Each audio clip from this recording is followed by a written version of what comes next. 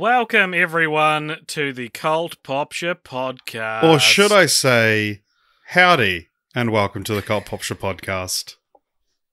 Wow, what an interesting thing to do, Richard. So, for those who can't see, which is everyone, Richard did not turn his video on until right now. And I didn't know. He was like, I'll turn it on. And I was like, God, has he got someone with him? Like, is someone else there? But no, it was only just now when he said howdy, he turned it on, and he's wearing a cowboy hat. You fool. You goddamn fool.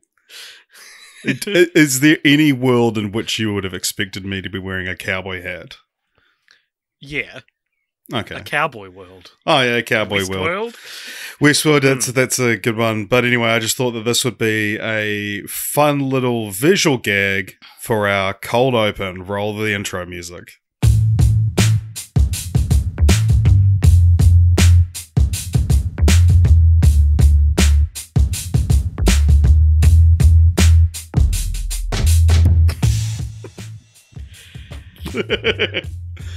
All right. They come with here props we are, now. everyone. I'm AJ. That's Richard, and we're here to. I've taken off the cowboy hat. Don't worry, guys. It's not going to be Thank that kind of God. episode. We're here to continue what we started in some sense 2 weeks ago, but in another sense years and years ago, because this is the second part of our second annual MCU roundup for film franchise follow-ups, where we go through everything that's come out since our big blockbuster MCU episode. We're doing it each year instead of in phases now because it just got too difficult to keep up. Too big. Yeah. So what's the deal here? We're going to be talking about not Disney the movies Plus, this time. Yeah, content. The Disney Plus which is stuff. 3 TV shows, 2 special presentations they've called them. So we've got Moon Knight, Ms. Marvel, and She-Hulk, Attorney at Law, which are our shows, and then we've got Werewolf by Night, the Halloween special, and the Guardians of the Galaxy Holiday special, which is a Christmas special. Yeah, and we covered I Am Groot on a Patreon episode, so I think that is technically in phase 4, but we've already covered this show, which has very little to talk about in it over on Patreon, so go check that out if you like.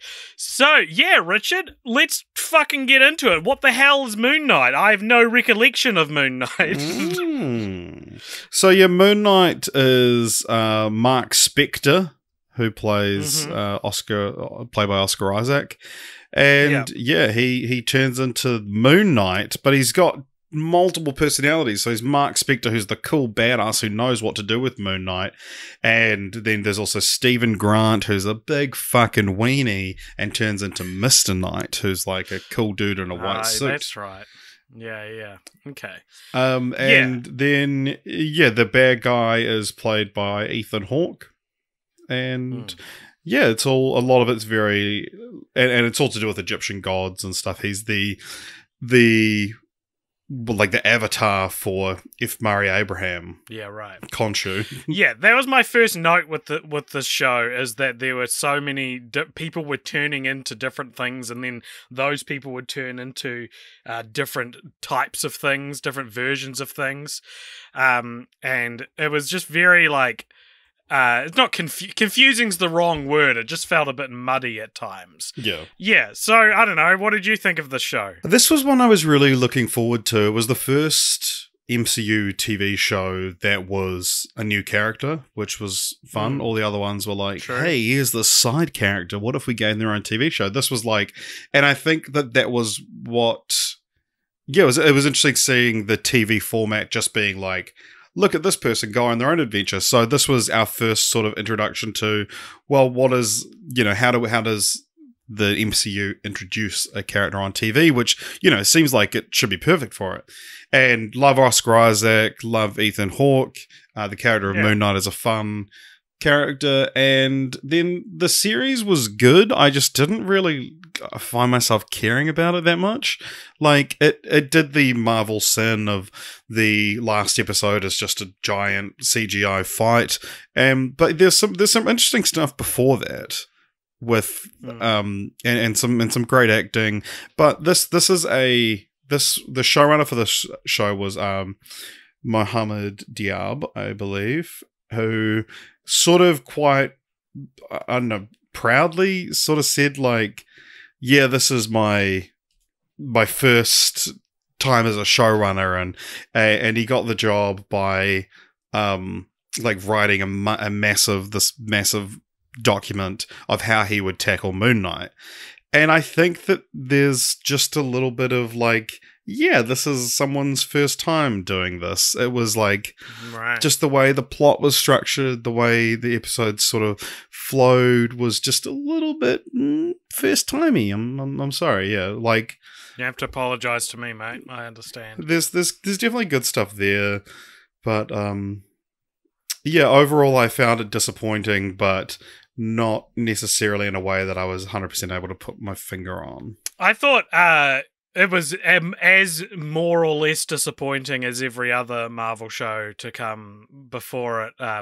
I think that the thing that I thought was interesting is like it's reminiscent of WandaVision in a way, because the series goes to some quite alienating places for what you might think of as the MCU demographic, like the people who what they're wanting from their movies and shows. Like near the end of the season, Oscar Isaac wakes up and he's institutionalized, and the idea is like it's trying to make you think this was all a dream or he's gone crazy. Which I'm watching, I was like, interesting. This is very Twin Peaksy for a Marvel thing.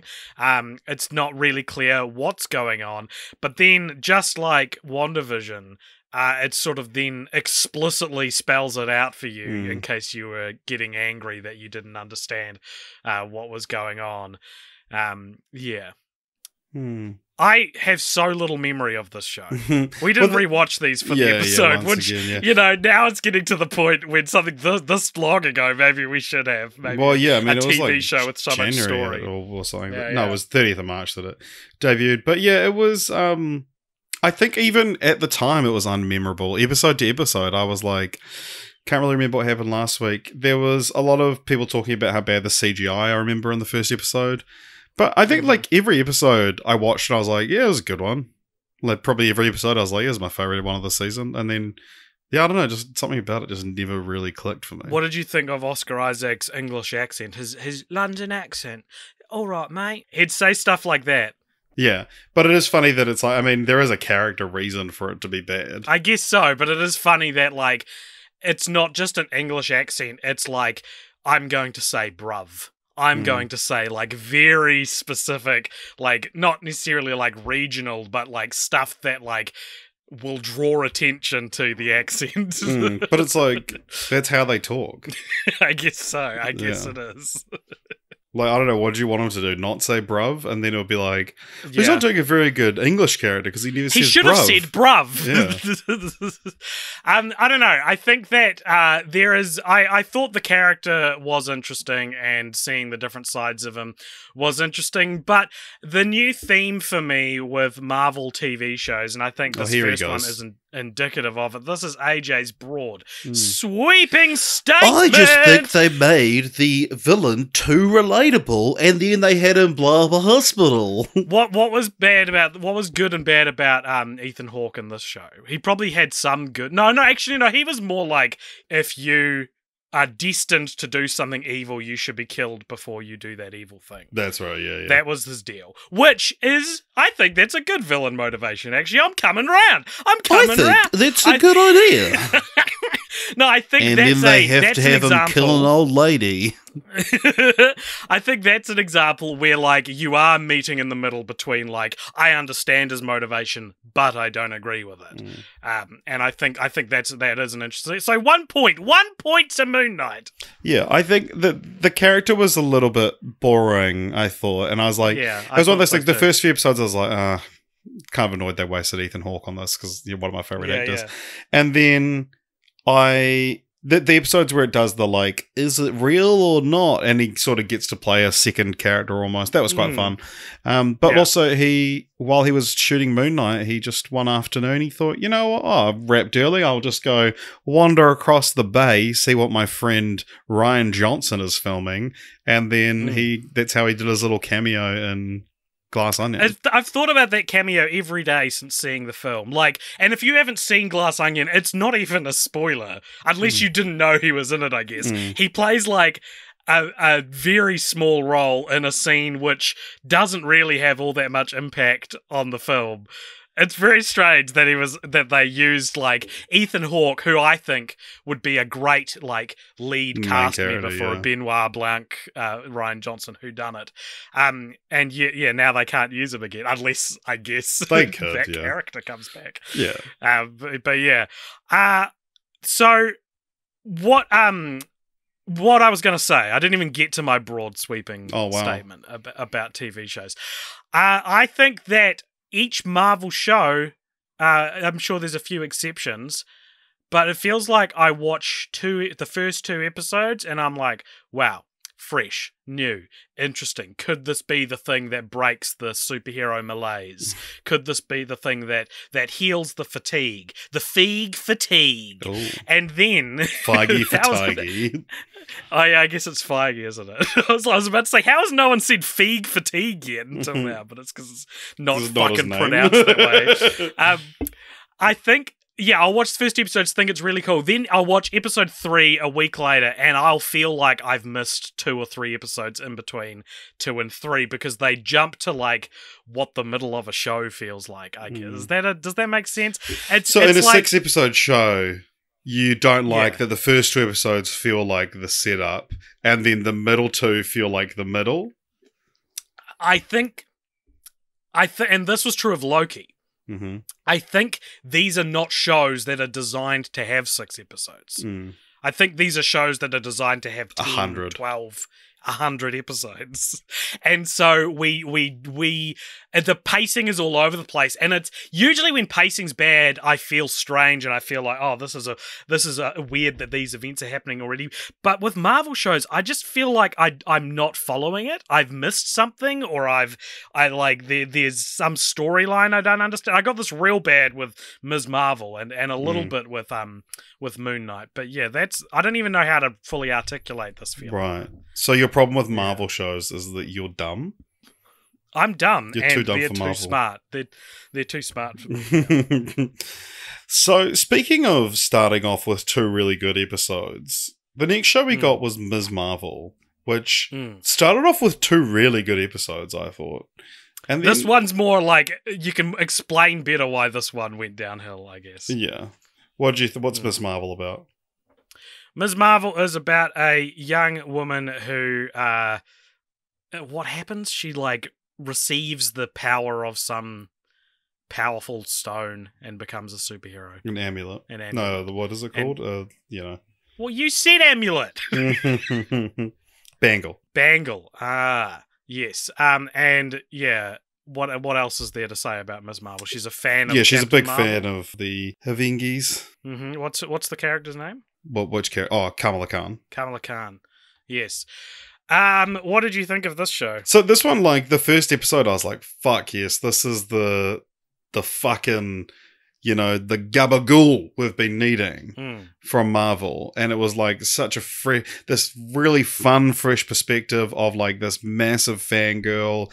It had this almost Spider-Verse sort of, the pow and blam, title cards, but it would just, as if Kamala Khan had doodled on her own TV show.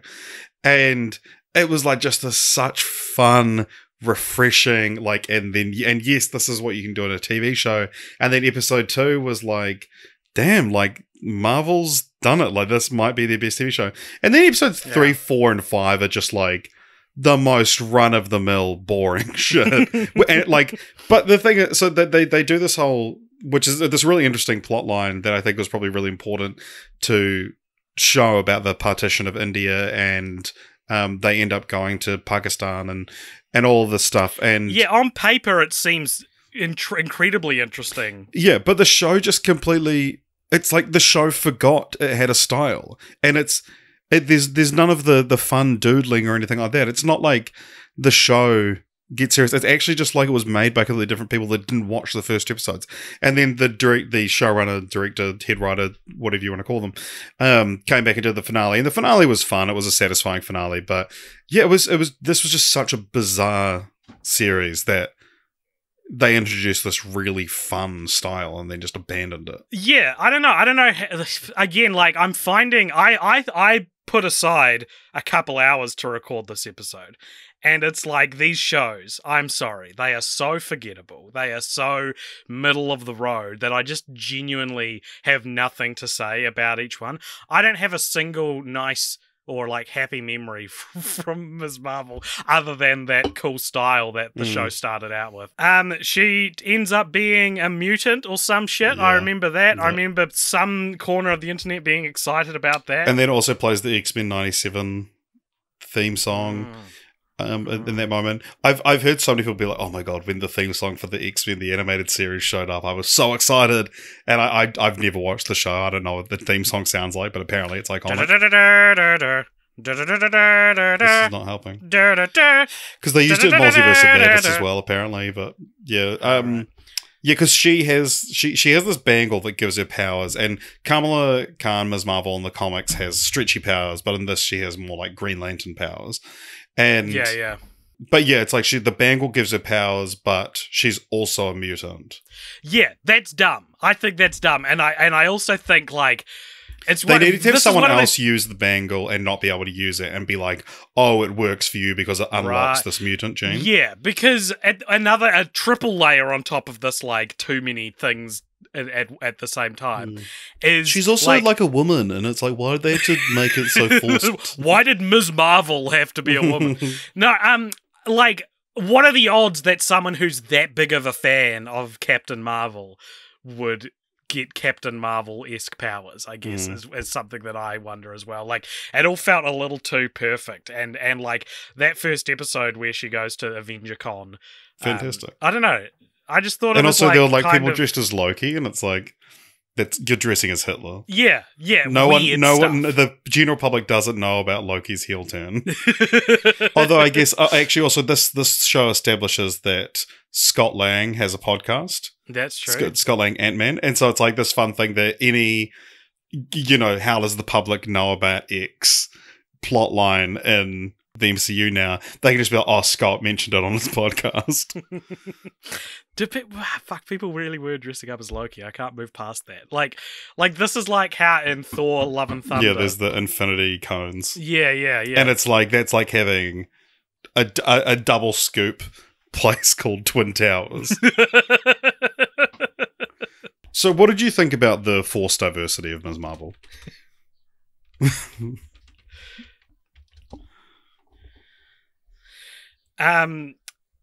Sorry, this is such a disjointed way to record. I didn't expect him to be I knew he'd be doing stuff, but I didn't know it'd be like this loud and from my room. He's like 10 feet away. I thought it would be way quieter. You can probably hear me saying this. That's how close he is to my door. Should we just move on to the next one? Just race through these.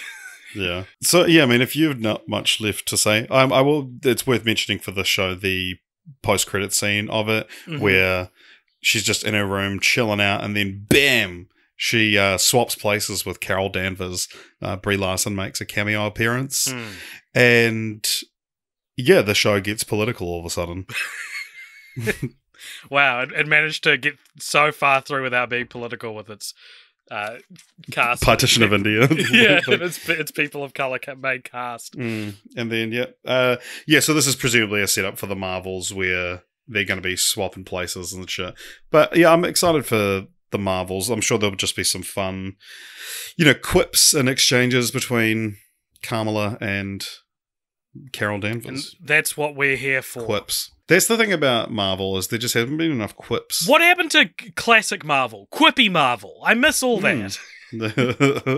So, the last show of the year, we're just racing through these now. She-Hulk. I thought this would be a 2.5 hour episode. I thought this would be a 2.5-minute episode. We've actually gone way over what I thought. I don't have time to read this episode. So, what's She-Hulk Attorney at Law about? She-Hulk Attorney at Law is about Bruce Banner's cousin, Jen Walters, and she is a lawyer, and they go on a holiday together where they get in a car accident and their bloods mix, which is a gross thing to depict happening. To do with your cousin. Yeah.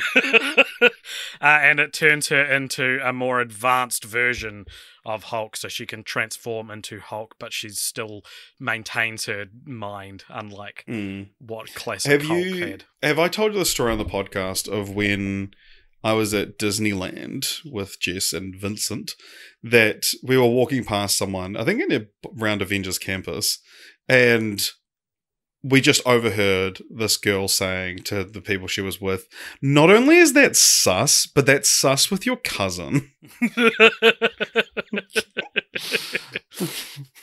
She's right. Maybe she was talking about She-Hulk. I don't know. This is like a show which this is a big departure, I think, from the previous MCU shows, and it has a lot more because it's really good. It is good, and it feels like you know how like you wouldn't call Agents of S.H.I.E.L.D. and WandaVision the same stream of show. Right, they're both technically MCU set. Yeah, sure. But like in the same way, like this, maybe because it's more like sort of sitcom focused, it doesn't feel like it's in line with Ms. Marvel or Moon Knight. I don't think. It embraces doing like Case of the Week episodes. And the big, I didn't know much about She-Hulk going into this, but the big thing I knew was it was like, she's Marvel's Deadpool, as in the MCU's Deadpool, because she can talk, she can break the fourth wall, and people were like, is that going to be built into the makeup of the show? And I'm glad it wasn't. I'm glad there's not a plot reason why she can break the fourth wall. I don't think it needs that. But and it allows for some really quirky moments and some really quirky ideas. And I thought that was cool. What did you think of the show overall? You liked it, didn't you? I can tell. I fucking loved the show. I thought it was so good. This is the one that feels like it makes the most out of being a TV show. I mean, like you'd say that about WandaVision, but then WandaVision at its end was just like, we just want to be Marvel. Whereas She-Hulk, it felt like, no, we want this to be a TV show. I thought it was so fun. I loved the character of Jen, and not just for horny reasons. Okay, I wasn't. I didn't say that. Well, I know what people are thinking. People are thinking horny thoughts. Okay, no, that's fair enough. Yeah, I thought it was just so much fun. I looked forward to every episode, and yeah, I just thought it was fantastic. It was fun having Daredevil show up, and for Jennifer to look at the camera and say that he made her come real hard. Did she? Yeah. I don't remember that. I don't remember her saying, I came real hard. No, she doesn't use those exact words. I think she says squirted. Jesus Christ. No, yeah, she says like, no, that was, she's like, talking about the episode having a satisfying conclusion, and she's like, trust me, very satisfying. Right. Yeah, it's interesting. The show felt it was like, it was willing to be a lot more horny, I guess, than a lot of the MCU fare, which is cool. Always in support of that. Like trying real hard to be like, but I do think that Jesus would be like. I do think it's cool. I'm obviously in support of that, but there is someone's consent they didn't get. I'm just worried about the children watching this show. I thought that it was cool to see Tim Roth as Emil Blonsky back. I enjoyed seeing that. One of my favorite things in the MCU, one of the few like morsels of satisfaction I can get now from the MCU, is seeing them do like referencing very old abandoned storylines. And Emil Blonsky is one of the, like as Abomination is one of the big examples of that. I thought that was cool. I thought that the idea to make the like villain force of the show like incels, the same people who will be like attacking the show in real life, was so funny. And like, it's so good. I was seeing TikToks that were like you know, so upset with this, and I was like, this is delicious. Jessica Gao, who's the creator, would be like just numbing all of these comments, like loving them. And there's like clips. You see Intelligentsia is this website that's like anti-She-Hulk. It's literally just Reddit. Like, it's the exact same layout. And the comments on there are just taken, you see our Bambassador's marketing team email. Yeah, sorry. We've someone's leaked the Cult Popture email and we get spam every day now. How does one escape a spam email trap like this? This feels impossible to get away from. I feel like we need to update our spam filter. Anyway, that a lot of the comments on Intelligentsia and stuff are from when the first trailer was released or when the show was announced. Nice. That like all these things of like, oh, why does Hulk have to be a woman now? Yeah, it was. I every episode I just lapped up because I also if you'll indulge me for a moment, I got to watch the first 4 episodes of this before the show came out, and was like, and I saw like the twerking with Megan Thee Stallion and all this stuff, and I was like, I just loved how unapologetic it is, and just like it's baiting these nerds. Yeah, and I think the best statement I saw on it was like, sorry, incels, not everything is made for you. Not every show is made for you. And so I really enjoyed that.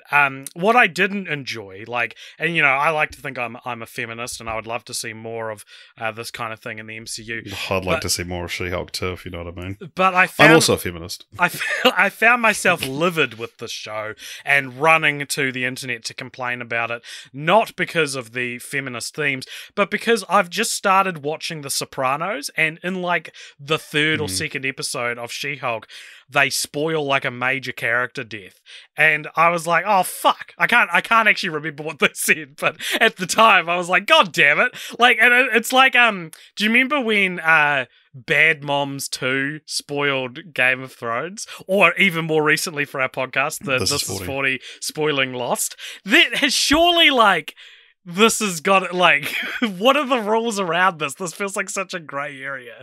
It feels like... I feel like doing The Sopranos is, like, safe. I guess so. It just feels like you're entitled What idiot would still be watching The Sopranos for the first time? You're not even watching it, so I'm more cultured than you. Yeah, no, but because I'm not an idiot that would start it in 2022. I loved I loved the character of Madison, though. No, was there no Madison? Yeah. I think so. She was fantastic. She was great fun. What did you think of the final episode of the show? That feels like that'd be the biggest yeah, that's what people want us to talk about, isn't it? I fucking loved it. And it's such a me ending that it's just like this screw the audience meta, you know, over the top, insane thing. And it's so what happens is that she climbs out of the TV show she's in, hops into the Disney Plus menu, and then goes into Marvel Studios Assembled, which is the behind-the-scenes documentaries they do. And she goes into the writer's room for She-Hulk and tells them that she's not satisfied with the ending. And they say, well, Kevin makes all the decisions, and Kevin is actually a artificial intelligence, not Kevin Feige. And then or Feig. She discusses the ending of the show with him, and there's some fun little lines where they talk about, you know, Marvel's shortcomings, and they tease the mutants coming. And then she also, speaking of coming as well, asks if she can have Matt Murdock back because a girl has needs, y'all. They also make a crack at how expensive the visual effects were right at the height of like Marvel being criticized for this sort of stuff. I was like, oh god, I bet when they wrote this they weren't expecting that they'd be being dragged through the press for exploiting their animators, because they're like, can you please transform back into Jen, but do it off camera, so because we don't have the budget or something.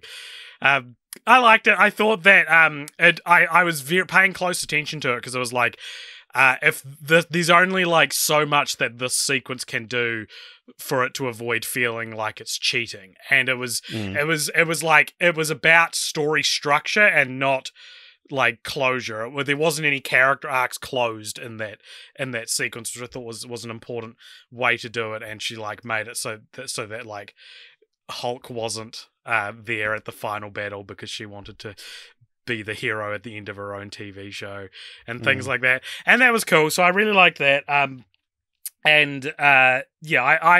think my biggest surprise from this show was like I've never watched Daredevil and I've never been interested in watching Daredevil, and people have tried. They've said, AJ, please watch Daredevil, and I've said no. When he showed up in Spider-Man No Way Home, couldn't give a shit. I was like, who's that? Who is that? Who's this guy? Seems like he feels like this guy needs more context. Yeah, this guy looks like he would like never be able to support his own show. I quite liked him in this. I thought he was quite a fun character. He was great. The chemistry between the two of them was fantastic as well. Yeah, and like it was like I think last year on the MCU Roundup episode, I was like, the new Deadpool show, Born Again, is going to have to get a lot of buzz Daredevil. Daredevil. Going to have to get a lot of buzz for me to be interested in it. I might check it out now based on this. I'm not going to watch the previous show though. No chance. Well, we have to because we have to watch Born Again. I mean, yeah, that's what I'm saying. That's what I'm saying. I'll watch that, but I'm not watching Netflix's Daredevil. I'm not stooping that low to that trash TV. Yeah, fuck everything. And fuck the people who like stuff. Yeah.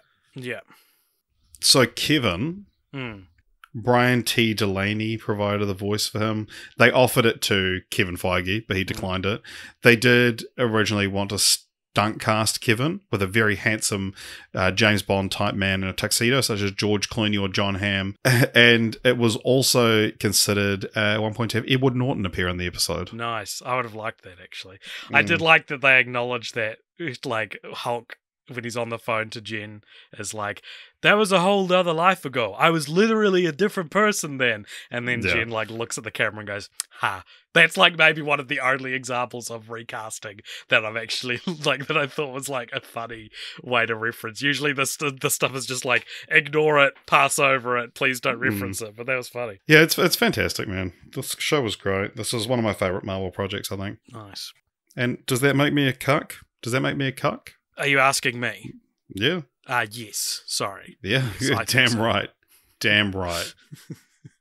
Yeah, I liked it. I don't know if I'll revisit it or if it meant as much to me as it meant to you. I don't know if any Marvel thing can truly stir my brain these days, but it was fun. I didn't like how at the end, though, Hulk is just like, and here's my son, Scar. Yeah, right. Who's that guy?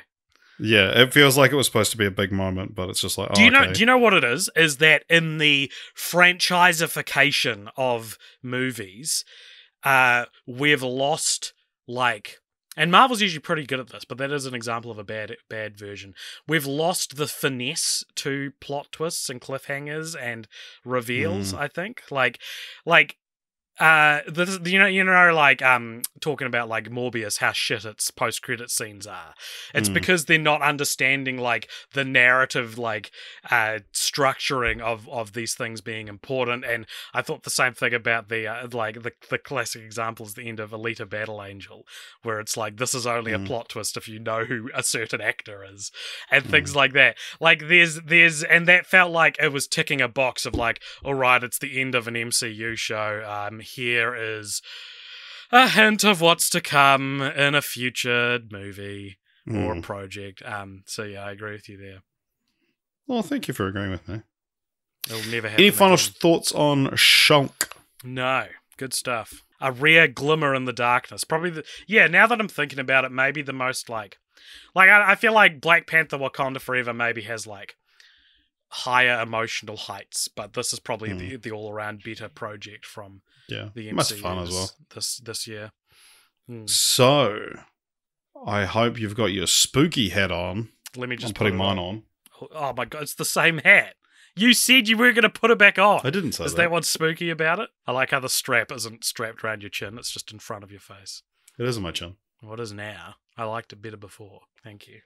Well, that's a fun visual gag. Anywho, for Halloween, we had a Halloween special called Werewolf by Night. Oh! This stars Gael Garcia Bernal and is directed by Michael Giacchino, which is an interesting choice for direction. He's done a lot of composing music and... Probably one of the best musical composers working in film and television. Werewolf by Night is about and special presentations. Yep. Werewolf by Night is about a society of I can barely remember. A society of heroes, like monster hunters, right? Yeah, monster hunters, yeah. And there's the best monster hunter has died and has left some MacGuffin up for grabs to whoever can beat this monster they've acquired for this maze. And so all the main characters go out to try and fight this monster, and we stick with one guy who's revealed is actually friends with the Cthulhu-esque beast it's Man-Thing that is roaming through the maze, and he is a werewolf by night, evidently. Where else would he be one? And that is what it's about, right? There's another main character in there. But it's a very it's one of those things. I'm not sure what you call the type of genre or start out, but it would be Smoke and Aces is another example of this, of just the group of assassins kind of thing, right? Almost like a battle royale rat race. Yeah, exactly. What do you think of What do you think of it? You go first. So, the other thing about this one is that it uses stylized black and white cinematography, and when the first trailer for this came out, I was like, "Oh damn!" And and then when it came out, I was like, "Oh damn!" Okay. And I mean, it didn't necessarily blow me away, but I thought it was we talk about, finally the MCU's doing something different because there was a couple less quips in it. But this really felt like they were actually doing something different, even just to stylistically look at. And it was, I think, a good omen for the idea of these special presentations, that maybe they can be a bit more, on the wacky side. And I mean, I thought Man-Thing was adorable. He was good fun. I thought the main character was great. Yeah, it was just a nice solid little Halloween special, and hard to really fault in any major way, but just a nice little breath of fresh air, nice little 45-minute story. I enjoyed it. I think that the special presentation might be the space between spaces for Marvel to actually do stuff that actually is genuinely stylistic and genuinely experimental, that they're refusing to do in their films and don't seem to want to do in their TV shows either. So it's it is a cool new format to bring into the fray. And I thought this was pretty good. I think the most interesting thing about it for me was how far removed it was from any other Marvel thing. It was truly its own little thing. Did it have a post-credit scene or anything? I don't think so, no. It probably did. It must have. It must have. But I liked it, and I thought that the use of black and white and the sparing use of color was very captivating. And do you think that we will see these characters come back again sometime? Oh, absolutely. I mean, that's what fucking Secret Wars is for, isn't it? Is it? Just to bring back everyone. Okay. I mean, I would be very surprised. I also think that maybe this realm we will explore again, that this, the monster hunters and spin-offs of them, that I think this almost feels like we're being, when the Guardians of the Galaxy first came out, that was we're being introduced to the cosmic side of the MCU. I think that this is we're being introduced to the horror side of the MCU. Oh yeah. And I think we'll probably get more characters and more specials in this sort of tone. This is almost like a backdoor pilot in a way. To not necessarily a show, but a whole new side. Whole fucking, Yeah, totally. Cool. I liked it. Didn't love it, but I liked it. Did you want to talk about just Guardians Holiday Special then? Yeah, we're racing through. I'm so glad. This is so hot in my room. I can't handle this. It's so hot in this hat. You can take the hat off. If I open the window, you'll hear the children playing next door. And I would never subject my audience to that. I can't take it off. Richard can't take that. Let me explain. Richard is trying to remove his hat. However, the strap that goes around his chin is comically catching on his chin every time he tries to take it off. Thus describes the visual gag. Oh, he took it off. What a great... Oh, he's put it back on! He's taken... Oh, he's... That's the most exciting part of the episode. So, hey, take it off. We're entering the cowboy part of the MCU. So this Guardians of the Galaxy Holiday Special, that's simply what it's called. This is, the cast from Guardians of the Galaxy, and this is about, they realize, oh, you know what? Quill is sad. Peter Quill, Star-Lord, is sad. It would be Christmas on Earth. Let's get him a Christmas present. So what do they get him? They get him the actor Kevin Bacon. Yes. Pause for laughs. He's playing himself because, he's mentioned him in the past. They talk about, when he talked about Footloose, and he said, like, the great warrior Kevin Bacon. And there was this funny joke in the first movie, and now it's a whole special. So Mantis and Drax go to Earth. It's really a Mantis and Drax buddy story. Yeah, absolutely. And it's revealed in this as well that Mantis and Quill are half siblings because her dad was Ego as well. And they do like the little Marvel, I can't remember what they're called, but the Marvel Legends, I think they're called, where they do a little catch up of a character before anything comes out. So, before Black Widow movie came out, they did like, here's everything you need to know about the character before the movie. And they did one for Mantis before this, and it used a clip from this that revealed that they're siblings. And then they had to take it down because they spoiled, like, probably the only notable plot element in this. Is it that notable, though? Like, I've said this before, but familial plot twists are so, like, whatever to me. They can... Yeah, but also, like, why would you put it in the thing that's before it? Yeah, of course, of course. Yeah. What did you think of this? It's fun. It's cute. It's inoffensive. It's like, I probably have no desire to ever watch it again. It's not going to enter my annual Christmas rotation. I think that being announced a few years ago and coming out a month before Christmas doesn't help it. I think that if this had been a Christmas Eve surprise drop or something like that, it would have been looked on a lot more fondly. But because there's two, the old 97s play, they're a band, they play the band in it, and there's like two scenes where there's just like full songs. It's like, it feels very Christmas specially, which is not, it's a fucking holiday special, like it should feel like that. But I think that coming out so, only a month, but so long before Christmas and being teased for so long has been like, you have to watch this before Volume 3. It's going to be like, live action. It's going to be everything that, it's just kind of like, whatever. And I think that being a surprise or having less lead in, I think probably would have helped it. Interesting. Yeah, I liked the first song that the old 97s sing about, sort of like a misinformed... I don't know what Christmas is, but Christmas time is here. Yeah, and it's full of very fun, almost Yankovician quips about like misconceptions about Christmas. I thought that was fun. There's a bit of mixed media in this where the flashbacks are animated. And I thought that was kind of interesting. But overall, I thought this was pretty average, pretty unnotable. I thought the biggest, the strongest emotion I felt watching this was like, this is so weird. Like the whole Kevin Bacon stuff is so odd. And like, I feel like it didn't go anywhere. Like they capture him and then they take him to nowhere. And then... No, but then they learn the meaning of Christmas. He calls his wife, Kara Sedgwick, and says, hey, I'm on another planet, and they need to learn the meaning of Christmas, so I'm going to sing them a song. Which is like, it is very, it's a throwback. It harkens back to, obviously, the Star Wars Holiday Special, which James Garner said he's a big fan of and, wanted to sort of recreate that. And so it's like stuff like that. I'm like, yeah, of course it's, fucking... like a little bit cheesy, and it has 2 full songs in it, even though it's only like 40 minutes long.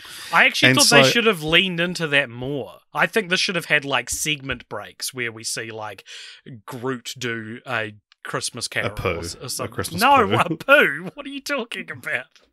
Like, do you know what I mean? Like, if halfway, like between the second and third act, it was like, and now it's time for Groot's Christmas Carol. And they introduce like a character that goes down as one of the best in the franchise. Yeah. Just like the Star Wars Holiday Special did with Boba Fett. Yeah, I thought that would have been way more interesting, I think, if they leant more into the variety special side of it, because it feels like they're wanting everything to be plot relevant. I would have allowed for this to be 15 minutes longer and have 15 minutes of like non sequitur sketches, so it feels like you're watching like a talent show in between. You know, I think that'd be fun, and that way you can include, because like a lot of the characters are sort of sidestepped in this. Like, there's not a lot of Groot, there's not a lot of Rocket, there's not really a lot of Star-Lord, to be honest, compared to how much you might expect there to be.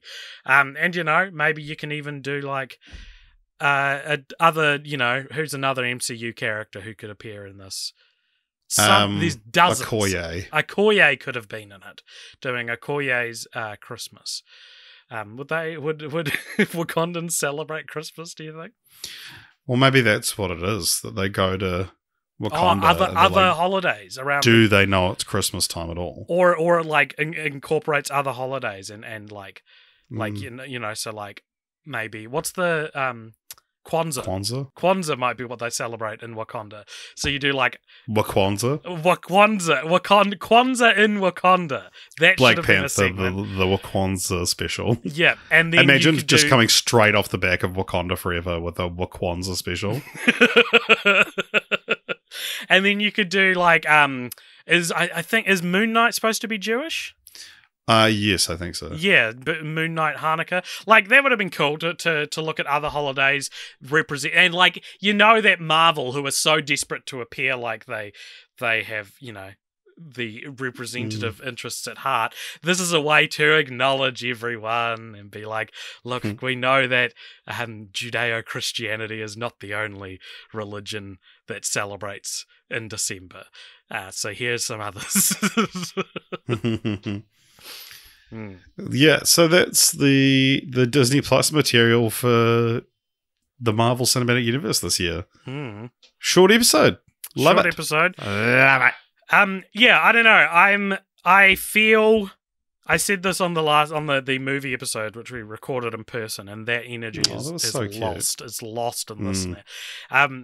Like, I feel like I'm stuck with this. I need something to shake this series up. And I don't think it's any of the future projects. Yeah, I need an Andor, totally. Imagine if the MCU had an Andor. That'd be sick. That's what I want. Andor's the best thing on Disney Plus, like the best Disney Plus original thing. Wow. Even better than High School Musical, the series. Okay. Well, I didn't think about that. Thank you very much for listening, everybody. Sorry if you feel like you were shortchanged with a short episode. If it's any consolation, we're working very hard on several short episodes, I guess, probably. But yeah, thank you so much for listening. If you enjoyed this, please consider supporting us at all the places, including following us on Instagram and Twitter. You can also join the Discord where we'll be discussing these shows. Tell us what your favourite or least favourite moment from the Disney Plus crop of MCU stuff was this year. And if you want to support us, you can do so at patreon.com/cultpopture, where if you donate, you can do all sorts of things. You get podcasts that are always late. You get to tell us which movies we can watch, and you also get to give us something to talk about in the post-credit scene. Coming up right after this music ends. Merry Christmas, Richard. It's not over yet. And Merry Christmas, AJ. It's not over yet. We will join you. We'll see you guys next week for an American Tale. We wish you a Merry Christmas. And a Happy Hanukkah. Ooh. Considering an American Tale.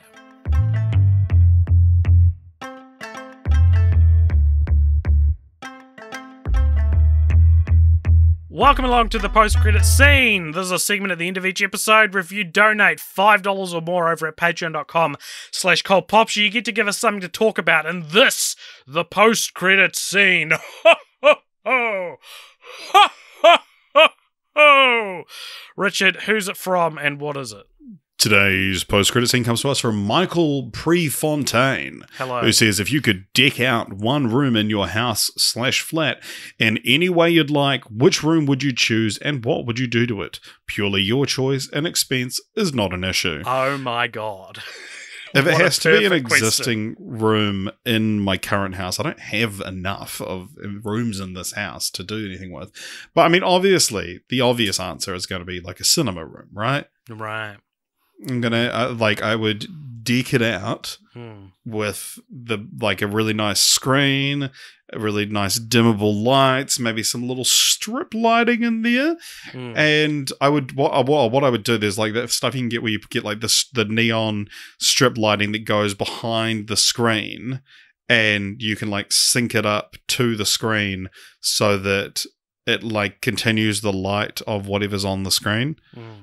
If you know what I mean, so if there's like red on one side of the screen, it'll, Yeah, I get it. That's what I would do. Nice.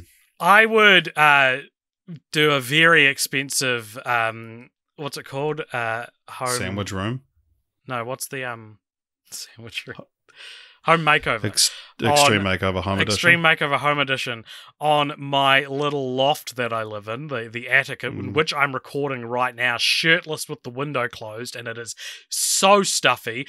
One of the biggest problems with this room is that I get through into this room from a trapdoor in the floor, and the trapdoor is placed where the best part to put the bed would be. Like, I can't put the bed in the most ideal point because that's where the door is. You open that door, there is an incredibly precarious staircase leading out that I'm one day I will fall down that staircase and hurt myself greatly.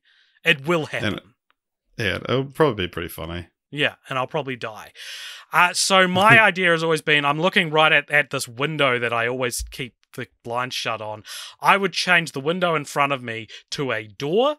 I would then put a spiral staircase outside this window that leads down to my house's courtyard and get rid of the precarious steps so that it's more of like a sleep out situation. I would take the slanted walls in this room and make them straight and so that I can put things up against the wall instead of having all this weird angled space. I would probably put a ensuite in here. I would put a heat pump in here to keep the temperature cool, but make it so that it's quiet. I would do so much to this room to make it better, but no matter what I do to this room, it will still be next to a kindergarten. So ideally what I actually want is to move house. That's actually what I want to do.